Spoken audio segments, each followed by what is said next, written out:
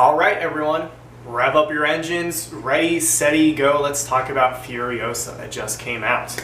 I just watched this movie, so I've got some initial thoughts that I want to go over. I'll kind of just break this down into what I thought went well and the negatives that came out of it as well. I won't go into spoilers. Basically, my rule of thumb is if it was in the trailer, that's fair game. That's the stuff that I'll discuss, and I won't go much further than that. So the first thing that I'll talk about is this movie is different than what I thought it would be, and I think that's a good thing. Because I of course, came in just fully expecting Mad Max Fury Road ×2, and that's not what we got, and that's not what the film should be either. Because we know Fury Road, and we know that this is a prequel with Furiosa that was played by Charlize Theron. Now Anya Taylor-Joy has taken over those reins. So with that in mind, we know the world, we know where we're headed, we know that Furiosa has a robot arm, so that's kind of my one spoiler of how did she lose the arm. You know that has to happen. It's kind of fun, but I won't say how. But with that, then, the whole marketing is setting up, okay, well, we've got Furiosa, but then we also have Chris Hemsworth that plays this new villain, Dementis. Obviously, he doesn't show up in Fury Road, so what happens? What is this relationship? How do they interact with each other?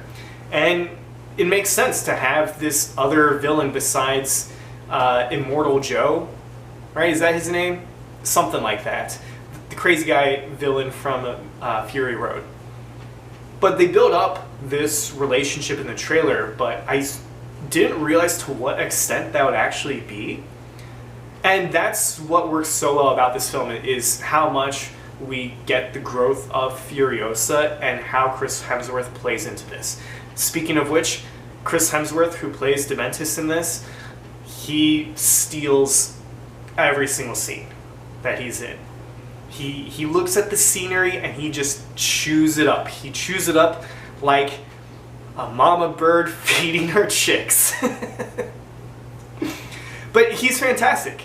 And that is the highest praise that I have for this film, easily. And you also need him to steal these scenes in a way, because I'm a fan of the Nintendo video games where you have characters like Link, or so many other characters like Samus, or any the Pokemon main characters. All of these video game characters are the silent protagonist, essentially, and that whole mindset of that way you get to feel drawn in as you get to fill in that character with yourself, and you get to pretend to be them, because that's typically who you're playing as anyways. Which doesn't really translate in terms of films, because you're not actually controlling that main character. Sure, you try to innately have this bond with them. Anyways, Furiosa takes over this silent protagonist role that Mad Max had taken from all the other Mad Max movies, but he's absent in this one. So she takes over that role. So she lets then Dementis, Chris Hemsworth, do the talking, basically. And it works really, really well, where he is just this crazy guy and has all these strange motivations, but he also has these small character moments. And it's also just a great reminder that Furiosa has, 30 lines of dialogue total throughout this 2.5-hour film. I didn't need her to speak any more than what she did. She shows you the emotions that she needs to have, and what Anya Taylor-Joy and what George Miller do with the character of Furiosa is just remind you that when you have a strong enough character and when you have a strong enough actor, that you don't need to use useless dialogue when they can portray everything through story moments, through body expressions, through facial expressions, through all of the above. Works really well. The film emphasizes more of the lore building and just the overall how this world came to be in this film, and I think it works really well in that aspect. Even though one of my critiques is that there isn't as many new interesting characters than Fury Road. I am specific to say too many new characters, because the way that George Miller integrates the characters that also appeared in Fury Road, I think they return in a fantastic way. I am a little sad that this film did and is underperforming at theaters. I'm a fan of the franchise, and I'm a huge fan of what George Miller, Charlize Theron, and Anya Taylor-Joy have all done for the character of Furiosa. So I would like to see people go out and watch this movie in theaters, because it is a really cool spectacle to see. But I also do have some complaints, and I'll get into those and not really talk any more about the story, because I don't want to get into any spoilers. What might just be my biggest complaint for the film is it used techniques that felt new. You know, it was the new rust, right? The new rust has now worn off of these post-apocalyptic cars. And what George Miller did from Fury Road, such as like speeding up the footage so you get this kind of just antic, kind of frantic pacing to everything that just kind of put you on the edge of your seat, it returns here, and I think he overuses it.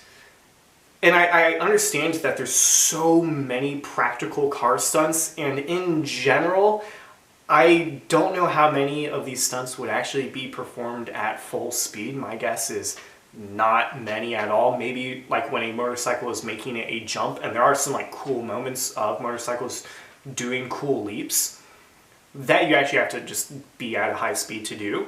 But in general, all of the action scenes that are involving actors and are involving like actual like explosions and stunts, my guess is like top speeds are 20 miles per hour, maybe 30 miles per hour. And so to get that to look more like actual speed, then he's cranking up the footage. But with that, the issue is there's so many characters that are like riding on top of their cars. And so you get these cool wide angle shots where you get to see people actually just driving all the motorcycles in cars, which is fun. I'm glad to see it as practical as possible. But then you get just all of these jerking head motions because people are just wobbling back and forth. It got distracting, honestly. Basically, what it looked like was this.